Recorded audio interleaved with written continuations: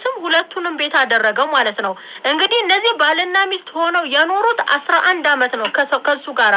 በ11 አመት ውስጥ አዲስ አበባን ቤት ገዝተዋል። የገዛ ባሌ የወለድኩለት አብሬው ብዙ መከራ ያሳለፍኩት ባሌ ካደኝ፣ አውጥቶ ደጅ ጣለኝ። አማቴ እንደ እናቴ አምኛት እንደ እናቴ ብያት በሷ ስም 2 ቤት ገዝቼ ከነ ልጆቼ አውጥታ ቆሻሻ ውስጥ ጣለችኝ።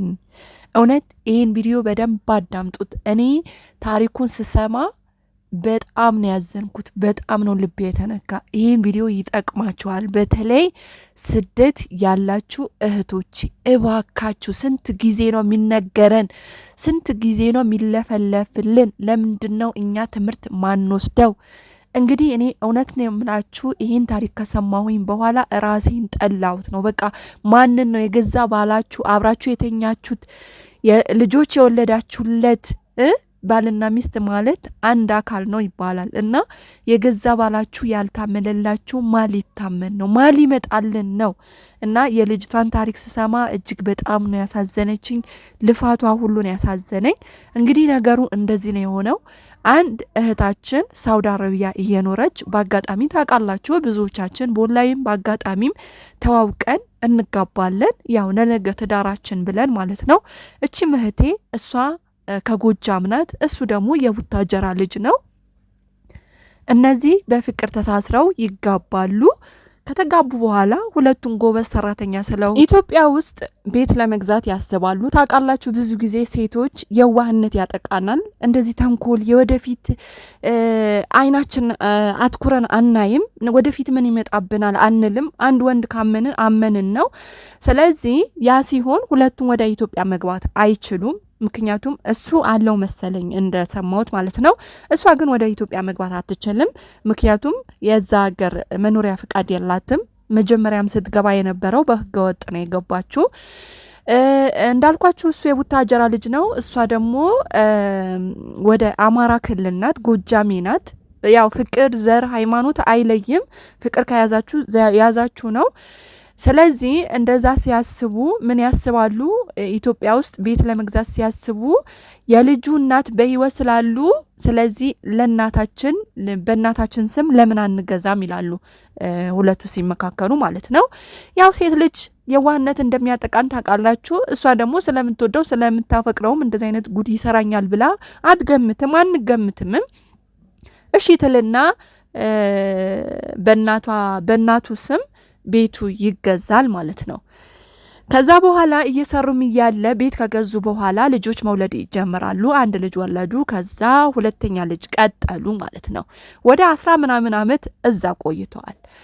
10 ምናምን አመት ሲቆዩ እንደገና ሌላ ቤት ይደግሙላቸዋል። ግን ይሄን የሚሆነው አንዱ አዲስ አበባ ነው፣ አንዱ ደግሞ ቡታጀራ ነው ማለት ነው። አንዱ አያችሁ ወንድ ልጅ ምን አስበውባቸው እንደሚመጣ ተመልከቱ። እንግዲህ አንዱ በራሱ አገር ነው ቡታጀራ ላይ የቡታጀራ ልጅ ነው። አንዱ ደግሞ አዲስ አበባ ለሱም ቅርብ ነው። እሷ ደግሞ የት እንዳለች የት ሀገር ልጅ እንደሆነች ልብ በሉ። አንዳንዴ የምንሰራቸው ስራዎች አስተውለን የዛሬ ፍቅር አይደለም ማየት ያለብን፣ ወደፊታችን ነው ማየት ያለብን። እንግዲህ ልጁ በብልጠት ተጠቅሞ በአገሩና በአዲስ አበባ መሃል 2 ቤት ይገዛሉ። ሁለቱም ቤት በማስም ይሆናል፣ በአማትዮ ወይም ደግሞ በልጁ እናት ስም ይሆናል። እንደዛ ሲሆንላችሁ ሲኖሩ ሳውዲ አረቢያ ብዙ ጊዜ ታውቃላችሁ አዋጅ ይወጣል። ምክንያቱም ኢቃማ የሌለው ጠፍቶ የሚሰራ ይግባ ተብሎ አዋጅ ይወጣል። በዛ አዋጅ ትጠቀምና ልጅቷ ወደ ኢትዮጵያ ትመጣለች ማለት ነው። ልጆቿን ይዛ ወደ ኢትዮጵያ ትመጣለች። ከዛ ወደ ኢትዮጵያ ከመጣች በኋላ አንዱ ቤት እሷ እንድትኖርበት ይሰጣታል ማለት ነው። አንዱ ቤት ደግሞ እናትዮ እያከራየች ትጠቀምበታለች። እየኖሩ በአጋጣሚ እሷ በመጣች በተወሰነ ጊዜ ባልዮ መኖሪያ ፍቃድ ስላለው ተነስቶ ወደ ኢትዮጵያ ይመጣል ማለት ነው። ኢትዮጵያ ከመጣ በኋላ 2 ወር 3 ወር ቆይቶ አያችሁ አለማስተዋላችን ነገ ምን እንደሚመጣብኛል አለማለታችን። ባሏ ኢትዮጵያ ሲገባ እች ልጅ አስተዋይ ብትሆን ንቁ ብትሆን በእርግጥ እኔ አልፈርድባትም። ባልና ሚስት ናቸው፣ የወለድን ልጆች ናቸው፣ ልጆች አልን። ባሌ እንደዚህ ያደርገናል ብለን ማናችንም ይሄን ነገር አይመጣልንም። እውነት ለመናገር አይመጣልንም። ለምን ነገ ህይወቴ ነው ባሌ ነው ብለን ስለምናስብ ማለት ነው። እንግዲህ ባልዮ እረፍት አድርጎ ሲሄድ ያው ልጅቷም ስላልመጣላትም ይሁን አውቃም ይሁን በእምነትም ይሁን ያሉት ቤታችን በስማችን እናዙር ማለት ትታ ዝም በማለት ተነስቶ ባልዩም ያው በእናቱ ስም ነው ምን አገባውስ ምን አገባው ሳይለፋችበት ተነስቶ ወደ ሳውዲ አረቢያው ይሄዳል ማለት ነው። ሳውዲ አረቢያ ከሄደ በኋላ የወንዶች ነገር ግን አይገርማችሁም? አትገረሙም? ግን ከሄደው ወርም ሳይቆር እንግዲህ አናግሮም ሊካማስሮም ይሁን እግዜር ይወቀው እሱ እንዴት እንደመጣ ማለት ነው። ተነስቶ በሄደበት በአንድ ወሩ ሚስት አገባ። ሚስት አግብቶ ወይ አንዳንዴ ግን አላቅም ፈጣሪ የማይፈሩ ሰዎች እውነት ፈጣሪ የማይፈሩ ሰዎች ግን መጨረሻቸው ዋጋቸው ያገኙታል። ሚስት አግብቶ ምን ያደርጋል እንግዲህ ኒካ ያሰረበት ፎቶ የተነሱት የተጋቡበት እንግዲህ ምናምን ፎቶ ይልክላታል ማለት ነው። አስባችሁታል ምን አይነት ህሊና እንዳለን? እቺ ልጅ ትደናገጣለች፣ ትናደዳለች፣ ታለቅሳለች፣ ምን ትላለች? ምንም ብትል ምንም የምታመጣው ነገር የለም። እህቶቼ እዋካችሁ አሁንም ቢሆን አሁንም ፍቅር ውስጥ ሆናችሁ ትዳር ውስጥ ሆናችሁ ባለትዳር ሆናችሁ በእናንተ ስም ያልሆነ ንብረት ካላችሁ እባካችሁ አስተካክሉ። በቃ የለፋችሁበት ከንቱ መናት ቅሩ። እባካችሁ ተው። እንግዲህ ያ ምን ታመጣለች በማለት ፎቶ ይልክላታል። ያው የኛ መንጨራጨር ነው እንጂ ሌላ ምንም የምናመጣው ነገር የለም። ተናዳ ምንም ብትል ምንም የሚሆነው ነገር የለም። ከዛ እሷ ምን ትላለች? ሊካይን አውርድልኝ ትለዋለች፣ ፍታኝ ትለዋለች። ፍታኝ ስትለው አልፈታሽም ይላታል። አልፈታሽም እያለ ነው ትልና እች ልጅ ክስ ትሄዳለች ማለት ነው። ክስ ትሄድና እንደዚህ አረብ ሀገር ሄጄ የሰራሁት የገዛ ነው ቤት አለ፣ ስለዚህ ለእኔ መሰጠት አለበት። እንዴት ተብሎ በእሷ ስም አይደለ? ማስረጃ የላት፣ ውክልና የላት፣ ምኑ የላት እንዳለ በአማትዮ ተደርጓል፣ በልጁ እናት ተደርጓል። እንዴት ተደርጎ? ህጉ ደግሞ ይሄን አይፈቅድም። ማስረጃ የሌላችሁ ነገር፣ በስማችሁ ያልሆነ ነገር ወይ በባላችሁ ስም ያልሆነ ነገር ምንም በአባቱ ሆነ በወንድሙ በእህቱ ሆነ ይሄ ህጉ አይፈቅድም። ይሄ ልብ እንድትሉ ፈልጋለሁ እባካችሁ። ከዛ በኋላ እናትዮ ወደ ክስ ትሄዳለች። ከዛ ከአማትዮ ጋር ይሄ የኔ ቤት ነው፣ እኔ የለፋውበት ነው። እኔ አንዳንዴ አላቅም አማት የሚባሉ ሰዎች ልጅ ወልደዋል፣ ሴት ልጅ አላቸው። የኔስ ልጅ ብትሆን የሚለው ነገር ለምን እንደማያስተውሉት አላቅም። በእነሱ ነው የሚብሰው። ስለዚህ እማዬ ሆይ ይሄ የኔ ቤት ነው፣ የለፋውበት ነው፣ ቤቴ ንብረቴ እንዲሰጠኝ እፈልጋለሁ ትላለች ማለት ነው።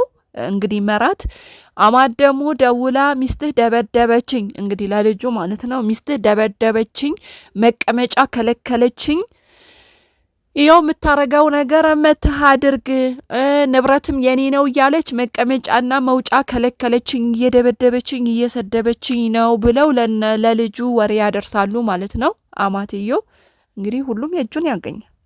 እውነት ይዘገያል እንጂ ጊዜው ይዘገያል እንጂ ሁሉም የእጁን ያገኛል። ይብላይ ለዛ ሰው ብለው ለወንድየው ለልጃቸው ይናገራሉ ማለት ነው። ልጃቸው ደግሞ እንዴት እናቴ ትነካብኛለች፣ እንዴት እንደዚህ ታረጋለች ይልላችሁና የሳውዲ ኤምባሲ ይሄድና ወረቀት ያወጣል። ታውቃላችሁ፣ በሌላችሁበት ወረቀት አውጥቶ ወይም ደግሞ ማንኛውም ሀገር ሆናችሁ ጋዜጣ ሳውጆ ሚስቱን መፍታት ይችላል።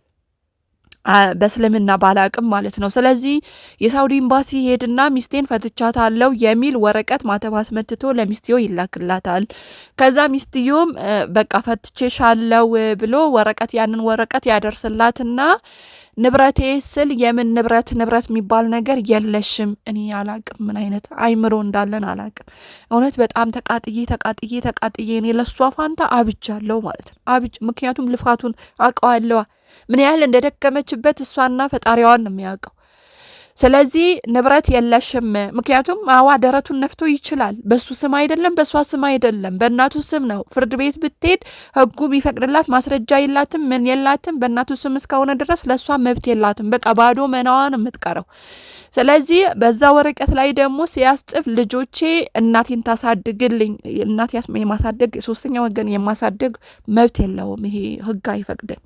እናት በህይወት እስካለች ድረስ ልጆቿ ፈቅዳ እስካልሰጠች ድረስ መብት የለውም። ምን ብሎ እዛ ላይ ወረቀቱ ላይ ያሰፍራል? ልጆቼ ለእናቴ ትስጥና እሷ የምትሄድበት ቦታ ትሄድ፣ አላቃትም። አይገርምም? አያሳዝንም? ብሎ ወረቀት አስጽፎ ያመጣል ማለት ነው። ከዛ እሷ ፍርድ ቤት ስትሄድ ፍርድ ቤት ምንም አይነት ማስረጃ የለሽም፣ እንግዲህ ብርም የላከችበት ማስረጃ ቢኖራትም በእናትየው ስም ነው ንብረቱ ያለው። አስባችሁታል? የአዲስ አበባውም የቡታጀራውም ቤት በእናትየው ስም ነው። እንዴት አድርጎ ነው ህጉ እንደዚህ የሚፈቅድላት? አይፈቅድላትም። ህግ እንደዚህ በራሳችሁ ስም ያልሆነ ወይም ደግሞ በባላችሁ ስም ያልሆነ ህግ አይፈቅድም። እኔ በጣም ነው የተናደድኩት። እባካችሁ እህቶቼ አሁንም ይሄን ቪዲዮ የምታዳምጡ በአጠቃላይ እንደውም ለሌሎች እህቶቼ እንዲደርሳቸው ስደት ያሉ እህቶቼ እንዲደርሳቸው እባካችሁ ሼር እያደርጋችሁ ሼር አድርጉ ይድረሳቸው እባካችሁ እህቶቼ የለፉበት የደከሙበት እድሜያቸውን ጉልበታቸውን መስዋዕት ያደረጉበት የለፉበት ነገር አይበሉ። ለነገሩ ስንት ጊዜ ነው የሚነገረው? ያው እኛ ምን እንደሚያጀዝበን አናቅም። እውነቴ ነው የምላችሁ። እኔ እዛ ሀገር ምን እንደሚያጃዝበን እኔ ብኮይፉ ይሁን እዛ የሙቀቱ አየር ይሁን አይምሯችን ድንዝዝ እንደሚያደርገው ማሰብ እንደማንችል የሚያደርገው እኔ ምን እንደሆነ ራሱ አይገባኝም ማለት ነው። ስለዚህ እባካችሁ እህቶቼ ይሄ ለብዙ እህቶቼ እንዲደርሳቸው ሼር አድርጉ እና ምን እላችኋለሁ፣ ይህን ነገር በቃ በከንቱ ያ ሁሉ የለፋችበት ቬላ ቤት ነው ያለው። በከንቱ መናገባች፣ የለፋችበት ከንቱ ሆነ። አማትና ባል ጉድ አረጓት፣ እህቴን ጉድ አረጓት። ደግሞ ስትጋቡ ይሄ ህይወት ነው፣ በቃ ህይወት ነው። ነገ እንደ ልብስ የምትቀያይሩት ነገር አይደለም። ምንም መጥፎ ይሁን ምንም ጥሩ ይሁን የሀገራችሁ ልጆች ምረጡ። እሱ ቡታጀራ እሷ ጎጃሚ ሄዳ እንኳን በቤተሰቦቿ በሽማግሌ እንኳን እንዳትከሰው የትና የት ርቀት ያለው የአንድ ሀገር ልጆች ያልሆናችሁ አትጋቡ። የሀገራችሁ ልጆች አታጡም። የለም እንደ የሀገራችን ልጆች ከታገዝን የሀገራችን ልጆች አሉ። ምንም ቢሆን አሁን የቡታጀራ ልጅ ብትሆን አፍንጫውን ይዛ ነበር። በሽማግሌ የሚሆን የሆነ ነገር አታጣም ነበረ። እንግዲህ ከታሪኩ እንደሰማሁት እናት አባቴም አቅመ ደካማ ናቸው። መጥተው መክሰስ የማይችሉ ቤተሰብ የሌላት ሩቅ አገር ነው ያለችው። ሄዳ ማታርፈው ገባችሁ? ሲከፋት እንኳን እናቷ ቤት ሄዳ ስቅስቅ ብላ እንኳን እንዳታለቅስ ሩቅ አገር ነው፣ የሰው አገር መታ ነው አሁን እየተንከራተተች ያለችው ከልጆቿ ጋር ማለት ነው። ስትጋቡ የሀገራችሁ ልጆች አግቡ፣ ካልሆነ ይቅራ፣ ቆማችሁ ቅሯ። ምንድን ነው ያለ ባል ህይወት የለም እንዴ? ያለ ባል መኖር አትችሉም እንዴ? በቃ ይቅር። ብዙዎቻችን ልጅ ለመውለድ ብለን ብዙ ነገር ልናደርግ ይቅራ ልጅ እንዴ። በአሁን ሰዓት እኮ ያልወለዳችሁም ልጆች ልጅ እየሆነ ነው። ምን ሆናችሁ ነው ይህን ያህል የለፋችሁበት የደከማችሁበት ይህን ያህል መና የምታስቀሩት? ይኸው እህቴ ሄዳ እንኳን በሽማግሌ እንዳትከሰው፣ ሄዳ እንኳን በሀገር እንዳትከሰው፣ ሄዳ እንኳን በቃ እንዳትማጸነው እንኳን ከቤተሰቦቿ እርቃለች። ስለዚህ እህቶቼ እባካችሁ ይህን ቪዲዮ እንዳለ የምታዳምጡት እህቶቼ እባካችሁ ራሳችሁን ጠብቁ፣ ገንዘባችሁን ጠብቁ፣ ጉልበታችሁን ጠብቁ። ትዳር ከማጋ እንደምትይዙ አስተውሉ። በቃ ለብዙ ሰው እንዲደርሰው ሼር ላይክ ያደረጋችሁ ይህንን ቪዲዮ አዳምጡልኝ። እንግዲህ እህቴም የልፋቷን ዋጋ ፈጣሪ አምላክ ይክፈላት፣ የልፋቷን ዋጋ በሌላ በባዳ አድርጎ ይካሳት። እኔ በጣም ነው ያዘንኩት፣ በጣም ማለት ነው። ምክንያቱም የሰው ሀገር ስራ እንዴት አድርገን ወገባችን ተቃጥሎ እግራችን ተቃጥሎ እንዴት አድርገን እንደምናመጣው ሁላችንም ስለምናውቀው ማለት ነው። እኔ እህቴ አላቅም ምን እንደሚያጽናናሽ አላቅም። የልፋትሽን ዋጋ ፈጣሪ ይክፈልሽ። ቪዲዮ ሼር እያደረጋችሁ ለብዙ እህቶች እንዲደርሱ አድርጉ። ሰላማችሁ ብዝት ይበልልኝ። በሌላ ቪዲዮ እስከምመጣ ድረስ ቸር ሰንብቱ። ቻው